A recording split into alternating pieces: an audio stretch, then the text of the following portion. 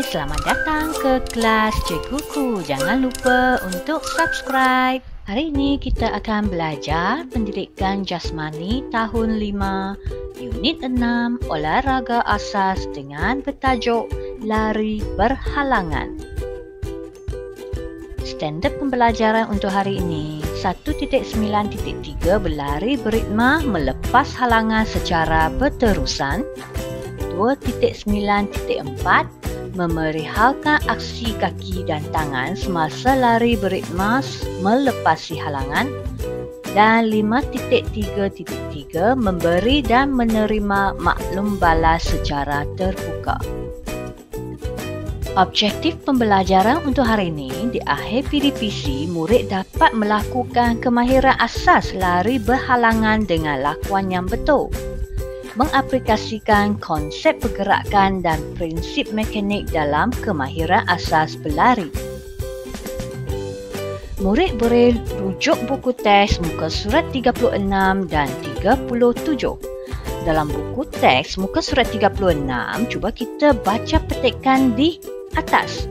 Nadia akan mengambil bahagian dalam acara lari berhalangan. Dia sering berlatih bersama-sama Devi dan Siti supaya dapat melakukan larian beritma dengan cara terbaik. Ya, murid-murid, apa itu lari berhalangan dan larian beritma? Jom kita masuk topik. Ya, untuk larian berhalangan, lari berhalang atau dipanggil juga steeplechase adalah salah satu acara balapan. Lari berhalang adalah gabungan beberapa acara seperti lari jarak jauh, lari berpagar dan lompatan air. Acara lari berhalang banyak dipertandingkan dalam kebanyakan pertandingan olahraga, sama ada di peringkat kebangsaan atau peringkat antarabangsa. Dan hari ini cikgu akan tumpurkan dalam lari berpagar. Apa itu larian ritma pula? Larian beritma ialah berlari dengan langkah yang sama pada jarak tertentu untuk melepasi halangan yang ditetapkan. Dalam olahraga, larian beritma sangat diperlukan bagi acara lari berpagar. Kebiasaannya, pelari akan melangkah melepasi halangan selepas 3 langkah larian. Terdapatnya peraturan dalam asas larian berhalangan, iaitu mesti pakaian yang sesuai dan kasut spike yang diperbuat daripada bahan yang mudah kering dan selesa untuk berlari. Dan untuk pagar, ukuran bagi pagar lompatan di trek larian dan pagar yang berada di lompatan air adalah sama.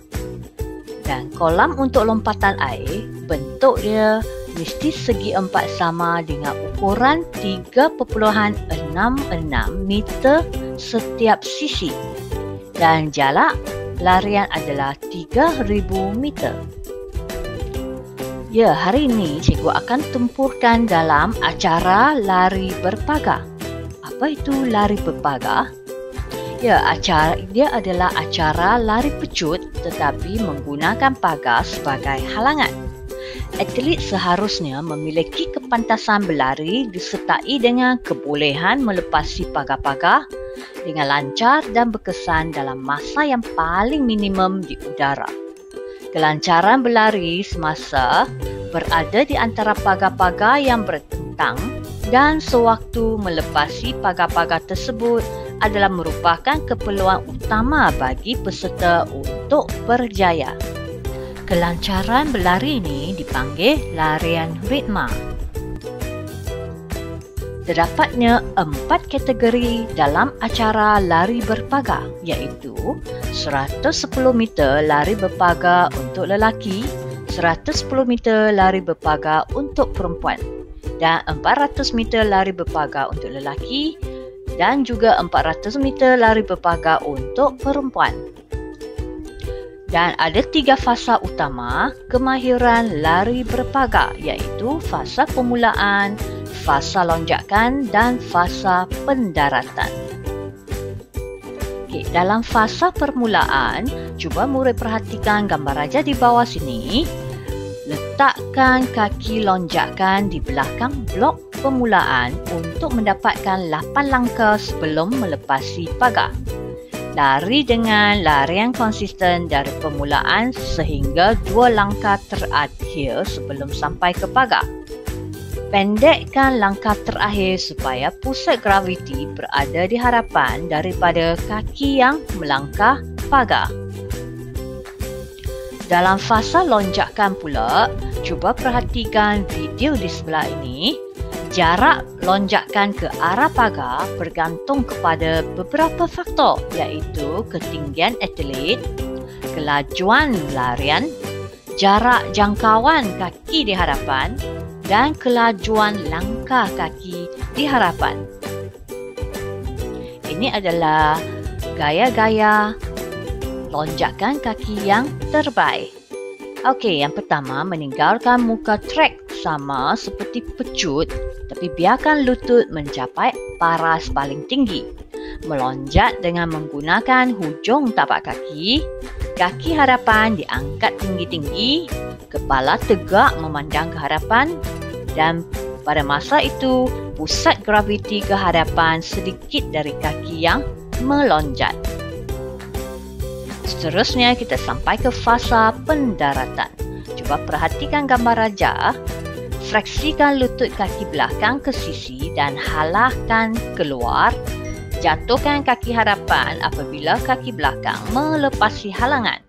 Dan ayunkan tangan dengan pantasnya supaya berkoordinasi dengan kaki.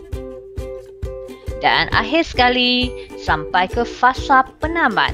Cuba lihat video yang cikgu tunjukkan. Lari dengan pecutan yang maksimum sebaik sahaja kaki hadapan kamu mendarat selepas melepasi pagar. Ayunkan kedua-dua belah tangan secara agresif dengan bantuan kaki di belakang. Pecut sampai kamu sehingga ke garisan penamat. Okey, sampai di sini sahaja pengajaran untuk hari ini. Cikgu berharap semua murid dapat memahami apa itu lari berhalangan. Dan semoga bermanfaat. Bye.